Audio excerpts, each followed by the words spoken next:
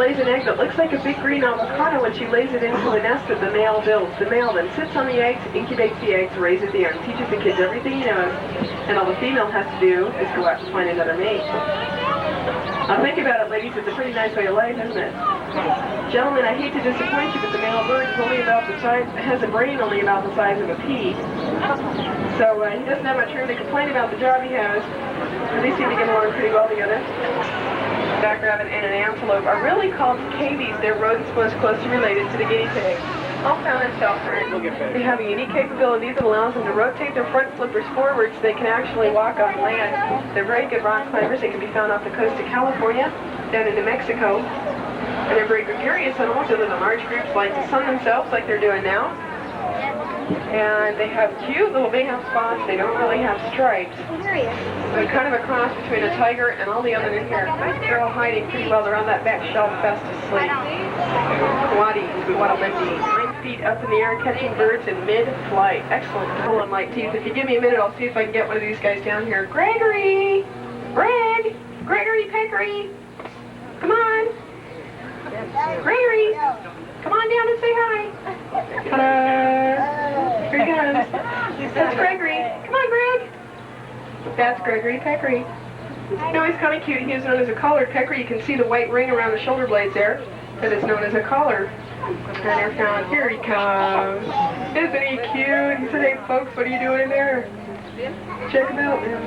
Now, his wife is up there fast asleep. Her name is Olivia de Javelina.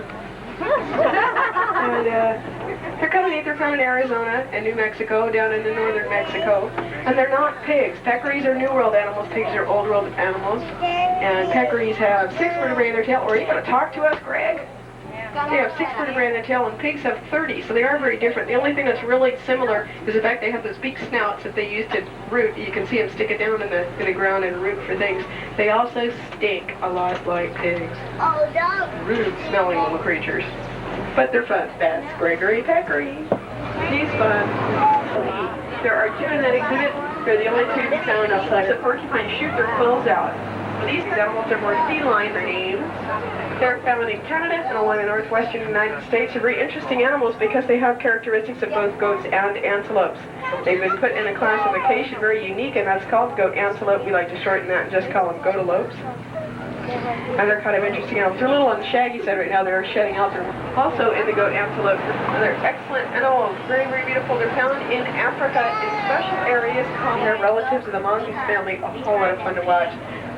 This exhibit is always very, very active. There's always lots of digging and playing and jumping around going on in here. It looks like it was right behind the corner. We couldn't really see it. Born last week, we were lucky enough. Beneath the tree back to your left, you'll see 2 very large gray birds. Those are called Cory bustards. They're some of the heaviest of all the flighted birds in the world. They weigh over 50 pounds each, and they can still fly, which is pretty interesting. The large dark animals in the center and also right underneath this tree are known as brindle gnu, also called wildebeest. Very, very common. You can find them migrating in herds up to the thousands across it. Now, they're not very big. Someday they're going to grow up to be the largest of all the flightless birds. Right now, they're little. They're going to grow to be over 9 feet tall, 300 pounds. This enormous bird. I see some tan antelope all the way against that back wall. There's a mother and her little baby, and you can see the male as I swing this quarter. He's got some big horns. Those are called Kenyan Impala, and the little baby one was born about 2 weeks ago. The other little gazelles that have the black stripe on their side are called Thompson's gazelles, also very common in Africa. We're going to swing up. Now she stands 7 feet tall, weighs about 250 pounds. And we're going to quickly look. Oh darn, she stood up. Okay, never mind. These guys are called Baringo or Rothschild giraffe, known in Kenya and Uganda and Africa. Annie's mom is to the right, eating this occasion very larger one.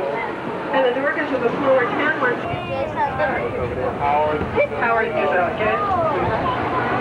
Now next up, if you look real closely to the left, you'll see 3 Visa or Visa oryx and 1 little bunny that doesn't belong in that exhibit. See the bunny?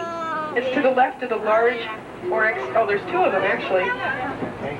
They're munching away on the grass in there. They don't belong there. Those are normal, ordinary rabbits. Yeah, forget that Forget the oryx and look at the rabbits. They're kind of cute. There is a little baby bisa or bisa or a handsome. The horns he has are going to grow to be over 6 feet long. He's not yet full grown. He already stands over 5 feet at the shoulder. You can see his female mate back there against the fence. Very, very solitary animals, and they're very quiet and silent animals. They don't do much. They don't make any fast movements. Very difficult to find them kept in the wild because they're so well camouflaged. Over on the left, we've got some Chapman zebras. If you see them over there eating some roan antelope. The reason why they're called roan is because of their coloring. They have red. You get a good look at the unicorn came from. Well, the communal nest. That's many eggs in just one nest. And the females sit on that nest during the day. The males sit on it at night. It's one of the main reasons why they have a very obvious difference in coloration. Females blend into their surroundings much better during the day than male at night, so they're not easily preyed upon. The two other types of animals that are in here are called sable antelope, and then the big mom, the female, is down here at the feeding trough, the cement trough down here. And the other types of animals are called springboks. And it's one of those gazelles you can see with the black stripe on its side. All the rest of them are hiding. Those are the national emblems. Very beautiful animal. And it lives in the Congo and Zaire. That beautiful coloring it has helps it blend in very, very well to its surroundings. That doesn't include the tail. So with the tail, it grows up to be about 14 feet long. Unfortunately, right now, there's only about 200 left in the wild.